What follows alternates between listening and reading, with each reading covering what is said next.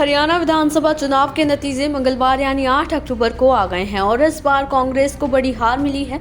जी हां, चुनाव में हार मिलने के बाद इंडिया गठबंधन के सहयोगियों के सुर भी बदल गए हैं और कांग्रेस को मंगलवार को इंडिया गठबंधन के अपने सहयोगी दलों से महाराष्ट्र, झारखंड और दिल्ली में अगले दौर के विधानसभा इंडिया गठबंधन में शामिल आम आदमी पार्टी संयोजक अरविंद केजरीवाल ने कांग्रेस को सलाह देते हुए मंगलवार को कहा कि चुनाव परिणामों का सबसे बड़ा सबक ये है कि चुनाव में कभी भी अति आत्मविश्वासी नहीं होना चाहिए।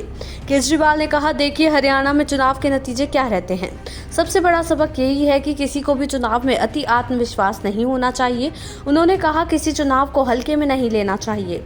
हर चुनाव और हर सीट मुश्किल होती है। चुनाव से पहले अपनी चुनावी रणनीति पर पुनर्विचार करने के लिए कुछ सलाह दे डाली। बता दें कि हरियाणा में सीट बंटवारे को लेकर मतभेद के कारण आम आदमी पार्टी कांग्रेस के साथ चुनाव से पहले गठबंधन करने में विफल रही थी।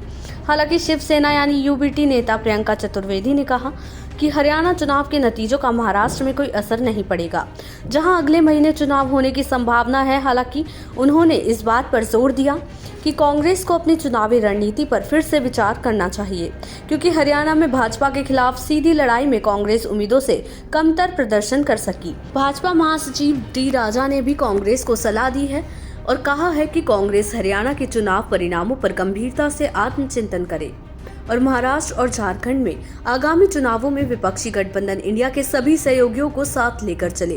कांग्रेस महाराष्ट्र में सीट बंटवारे के लिए शिवसेना, यूबीटी और शरद पवार के नेतृत्व वाली राकांपा शरद चंद्र पवार के साथ बातचीत कर रही है। अब इस बीच कांग्रेस ने हरियाणा विधानसभा चुनाव में हार के बाद मंगलवार को महाराष्ट्र में अपने सहयोगियों को गठबंधन धर्म की याद दिलाई और कहा कि लोकसभा चुनाव में प्रदेश में वो सबसे बड़े दल के रूप में उभरी थी। पार्टी के नेता ने कहा, मैं याद दिलाना चाहता हूं कि लोकसभा चुनाव में महाराष्ट्र में कांग्रेस पहले स्थान पर थी। गठबंधन का एक धर्म होता है, जो आपस की बात होती है वो एक दूसरे से बोलते हैं, मीडिया के माध्यम से नहीं बोलते। उन्होंने ये भी कहा कि महाराष्ट्र में गठबंधन को मजबूत करना हमारा कर्तव्य बनता है और हम अपने साथी दलों के बारे में कुछ नहीं कहेंगे। हरियाणा में कांग्रेस को सिर्फ 1,18,198 वोटों के चलते सत्ता हासिल नहीं हो पाई।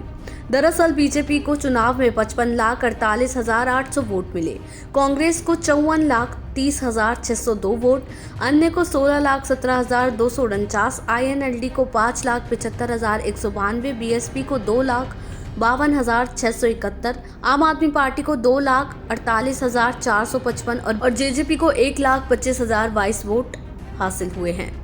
वहीं दिल्ली में बीजेपी मुख्यालय में पार्टी कार्यकर्ताओं को संबोधित करते हुए पीएम मोदी ने कहा कि आज हरियाणा में झूठ की घुट्टी पर विकास की गारंटी भारी पड़ी है।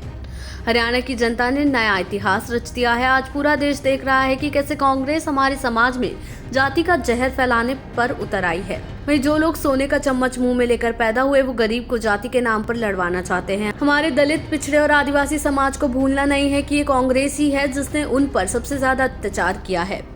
ये कांग्रेस है जिसने उन्हें इतने दशकों तक रोटी, पानी, मकान से वंचित रखा।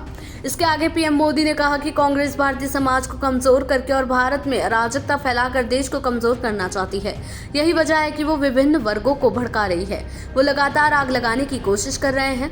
देश ने देखा कि कैसे किसानों को भड़काने की कोशिश की गई, लेकिन हरियाणा के किसानों ने उन्हें करारा जवाब दिया कि वो देश के साथ हैं, वो भाजपा के साथ हैं। दलितों और पिछड़ों को भड़काने की बहुत कोशिशें हुई, लेकिन इस समाज ने इस साजिश को भी पहचाना है और कहा कि वो देश के साथ हैं, वो भाजपा के साथ हैं। पीएम मोदी ने कहा कि आज हरियाणा के लोगों ने इतिहास रच दिया। आज तक हरियाणा में 13 चुनाव हुए हैं और इनमें से 10 में हरियाणा की जनता ने हर 5 साल में सरकार बदली। पहली बार किसी सरकार को मौका दिया गया है। देश दुनिया की ऐसी ही तमाम खबरों के लिए देखते रहें समय डिजिटल।